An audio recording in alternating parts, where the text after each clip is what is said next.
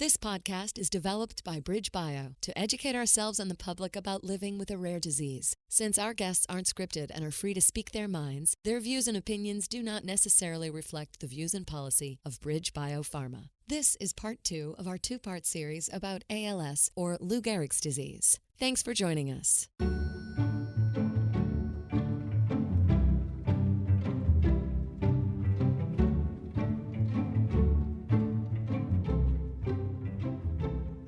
Hello and welcome back to On Rare, a rare disease podcast produced by BridgeBio.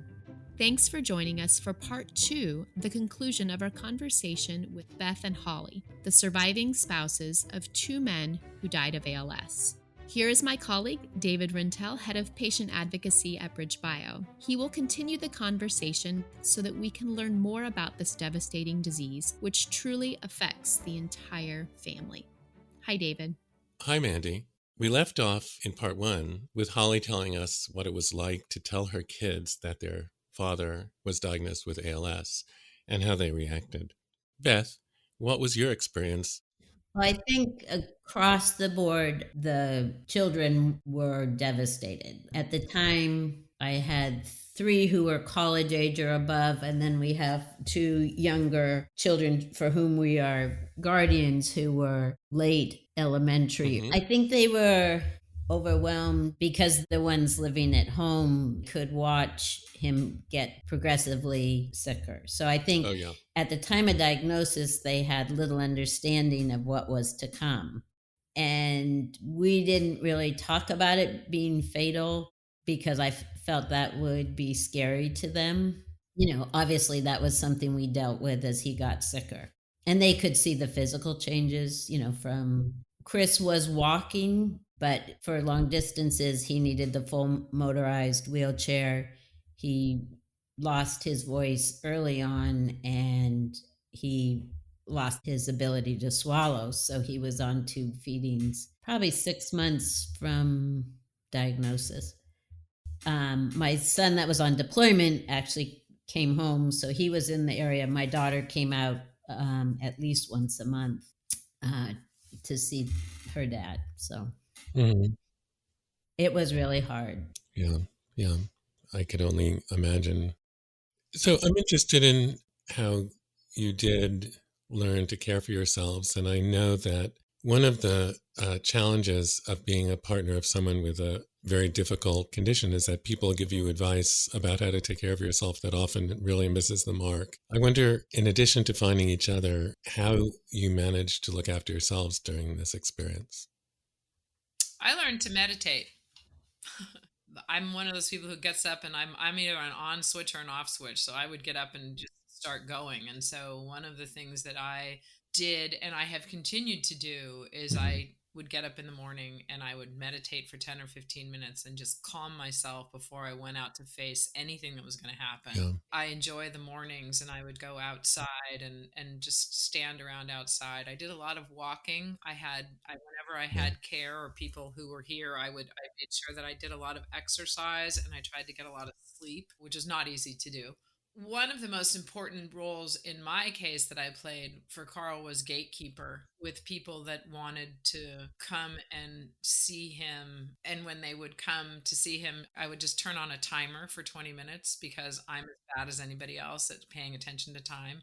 But I knew that 20 minutes was all Carl could handle. And so the timer would go off and it would be an easy way to kind of get people to leave because it would go off. And then you'd say, oh yeah, you don't have to look at your watch or anything. But that was really important, was also managing his time for him and also for me. We just needed time to be with ourselves. Yes. Beth, how did you find a way to take care of yourself? I found work to be my refuge. I worked 2 days a week at the hospital, and I found that keeping that normal rhythm gave me a break from the disease. It gave me some normacy in my life, which I didn't have when I was at home. I think that was really important to me. And you walk the thin line between feeling guilty that you're not there 24/7, but also realizing that time helped me refill my bucket and have the patience to deal with it. I believe that Chris had some cognitive changes as well in his disease. One of them seemed to be that he really lost a filter. Mm-hmm. And so it was hard to walk on eggshells. And so removing myself from the situation helped me come back with much more patience. Yeah. And you have to save enough energy for yourself as the caregiver and for the person who's sick. I mean, it's you're constantly yanked in a whole bunch of different directions, and you have to. One of the big challenges for me was to try to give myself enough grace to say, this is as much as I can do.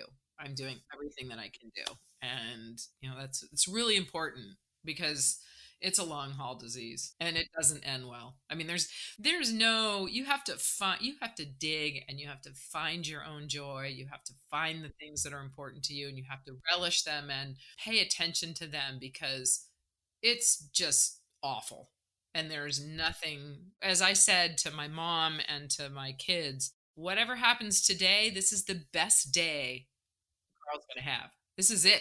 It's either going to be the same or he's going to get worse. It's never better. Shifts your priorities about finding joy in things, frankly. Yeah. So, thank you both. I think it's a challenge to look after yourself when you're also looking after someone else. And as Beth said, you feel guilty, but you also know that you need to take care of yourself in order to be of help to your loved one. And I have to say, the best day in the journey was the day I met Holly through a mutual friend. And I think having someone who has walked the walk, can laugh, can cry, together. Swear. Made the journey doable. And of course, Holly was ahead of us in some ways in the game, and could give me really good advice. Get that wheelchair ordered now, even though he was still walking. Rent a mobile van for the wheelchair. You don't need to buy one. There was just so much advice that saved me both time and money. Interestingly enough, I'm the nurse.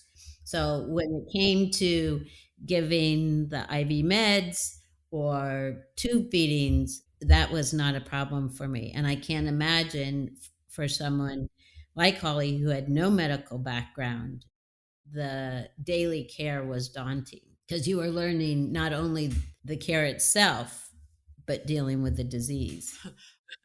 I don't know anything about nursing. I'm an English major. I'm forever grateful for the people in the respiratory therapy place, because they taught me everything about how to do all of the things that you need to do to take care of a person who has chosen to have a tracheostomy and then a feeding peg. And if anybody had ever told me that I could do that, I would have said they were out of their mind. I mean, the things that you learn to do. And I say this, and it's an important piece of this conversation for people who are thinking about it. It is certainly not for everyone, but you can learn to do this, and you can do amazing things that you don't think you can do. And it's all possible. Oh, wow. So this is a hard question to ask, and you can say no or you can respond. But if we're really going to look at ALS and living with ALS from the perspective of the partner, I guess I need to ask you if you have recollections of the end of the lives of your husbands that you would feel comfortable sharing. I'll take that as a start. Beth and I, our experiences were different with what our husbands chose to do too. There's an opportunity when you get to the point where you're having trouble breathing and it gets to your diaphragm, where you can choose to have a tracheostomy and be on a ventilator that breathes for you. And very, very small percentage of people choose to do it. Carl chose to have a trach, to trach and have a feeding peg put in at the same time. He was on a non-invasive ventilator 24 hours a day. He could still walk. He could take it off and walk if he wanted to go to the bathroom or sit down and have a shower or something. He had the surgeries in January of 2018. He was supposed to only be in rehab for 2 weeks. He was there for 2 months. He was able to walk when he went in, but by the time he came home, he had lost so much muscle mass and he was so much more weak, he could no longer walk. And so he was in a hospital bed from the time he came home. But again, he still had this incredible optimism. Mm-hmm. And we put the hospital bed in the family room because we decided that the best place to put it was where everybody was, so we could all be with him 24/7. Even though we had done some work on our house so that he could be in our bedroom and have a beautiful view and be able to go outside into the backyard, we just decided to put him in the family room, which was a great decision that was made literally while he was coming home from the hospital. We just moved the bed. So we had full-time care to help me, to help take care of him, because someone needed to have eyes on Carl 24/7 when you're on a ventilator and you can't speak. So he lived until October of 2018. And, ALS marches on. When you have a tracheostomy and you have a feeding peg, but the rest of your body is still, the muscles are still deteriorating. And so he got to the point where he was having trouble being able to go to the bathroom and, all these things of kind of personal space. And I was having concerns because it's not easy to find a caregiver. You have to be outside of a system to have a caregiver who can do anything with a ventilator. But we had two really great caregivers and me, and then one of them had a family emergency and she had to leave, and he was having all these troubles, and I was really concerned about how we were going to manage this. Do we hire a new person and train them how to use the ventilator and all that kind of stuff? And one morning I said to him, I don't know what to do. I'm feeling like we're really struggling here. And I'm not, I don't know what to do. And he looked at me and he said, I'm done. And I was horrified because I felt like what I had said had now prompted him to then say, I'm done. And somehow I was responsible for this, which I'm not, and I have forgiven myself for even feeling that way, but it was really, really hard. And the social worker who we saw, who was so wonderful, had said to me, when Carl decides that he is finished on the ventilator, I thought, you'd say, I think I'm going to turn off the ventilator. It'll be a couple weeks or a month or something. No, she said, and sure enough, I said, well, what do we do? And he said, call the girls. And I said, okay. And I said, when do you want them to come? And he said, now. And I said, when do you want to turn the ventilator off? And he said, tomorrow. And so that process started, and that's what we did. And we had a fabulous 24 hours with him, and we were all there in the room.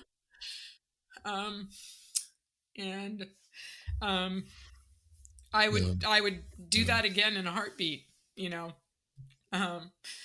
because what it did for Carl was allow him to be in control of his decisions all the way to the end. So, it was a really difficult thing to do, but one of the things that I will say is that I've asked my daughters, and we've talked about it many times, there was nothing that was left unsaid. Everything that we wanted to say to each other, we got to say to each other, because we made sure that was happening all the way along. And then we were able to say our goodbyes and actually be standing in the room and be with him. And it's the one thing I would say to people, and when I talk to people who've talked to me who have ALS, is please make sure that you say everything that you want to say to the person, and don't hold back. Oh, wow. And you can never really anticipate what the time is going to be. Beth? Our end of the story was fast. He was diagnosed in March of 2018, as we said. He was rapidly declining. He was on the vent 24/7. He could, what they call, sprint off of it. He used a walker to get to the bathroom. And at that point, he was fully on a peg, or the feeding tube. He was on 3 medicines. 2 were routine. 1 was experimental. But unfortunately, in June of 2019, I was out on a walk with my daughter. He got up to the bathroom and was doing his usual morning routine, dropped a washcloth apparently, and fell over. And I discovered him probably within an hour of his fall, but he was off his ventilator.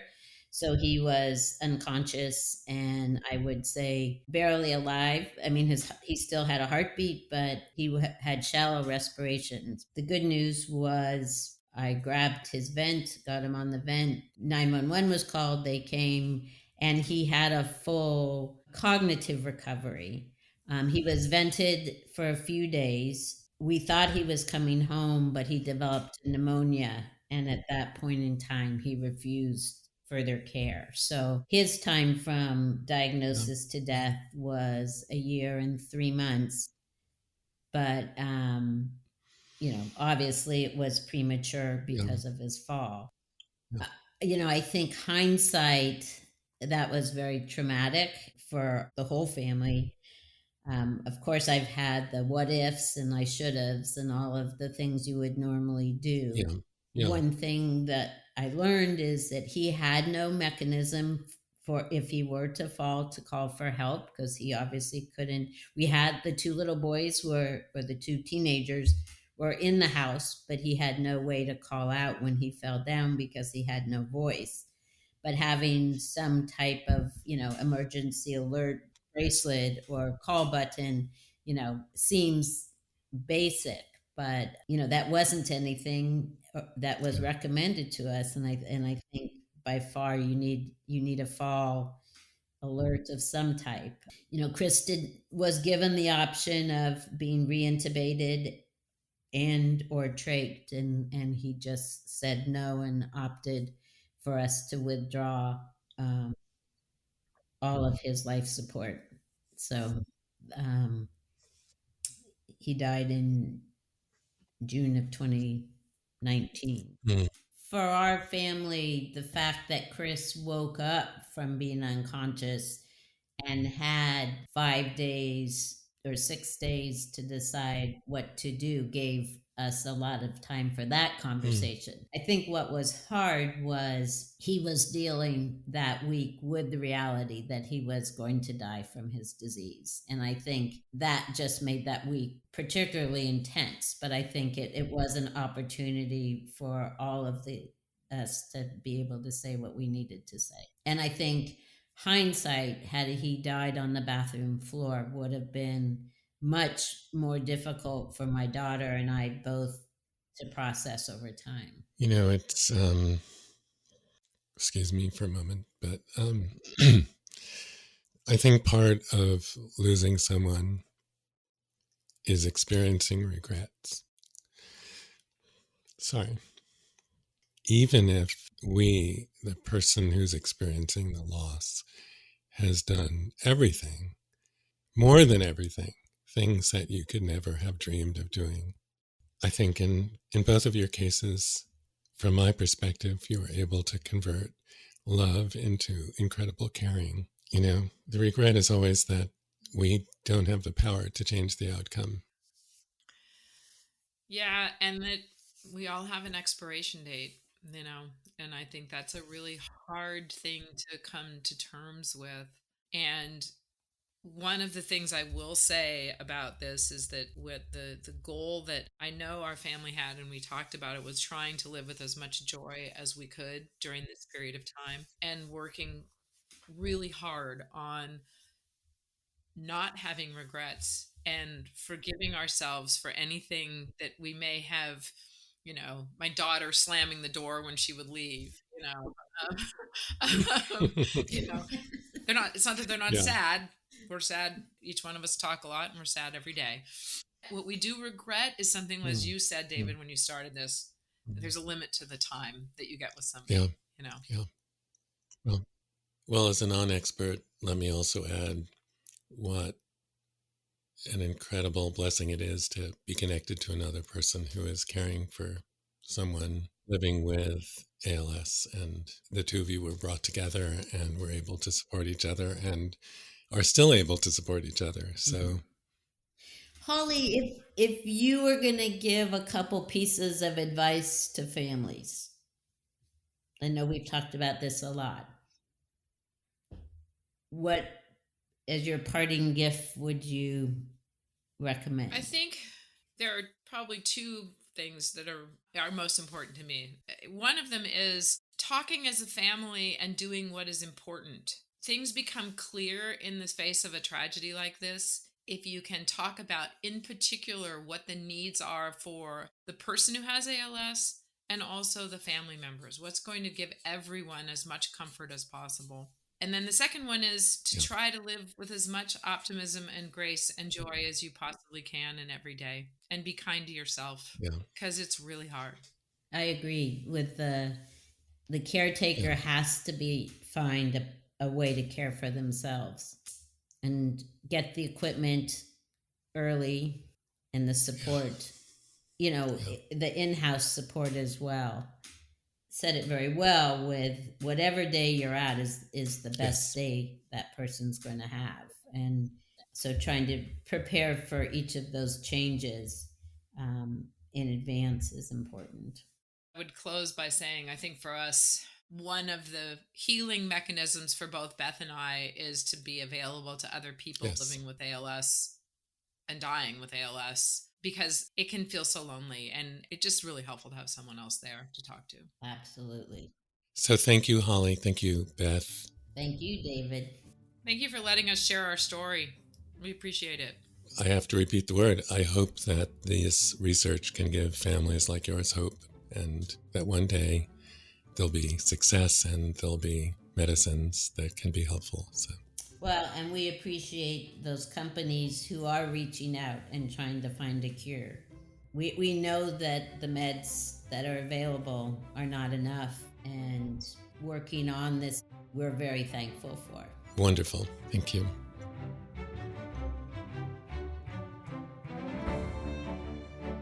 I love the rapport between Holly and Beth, and it's just one of those unexpected aspects of life, is that sometimes we're brought together with each other in adversity, and those relationships become very strong and close. And I think that's true for Holly and Beth.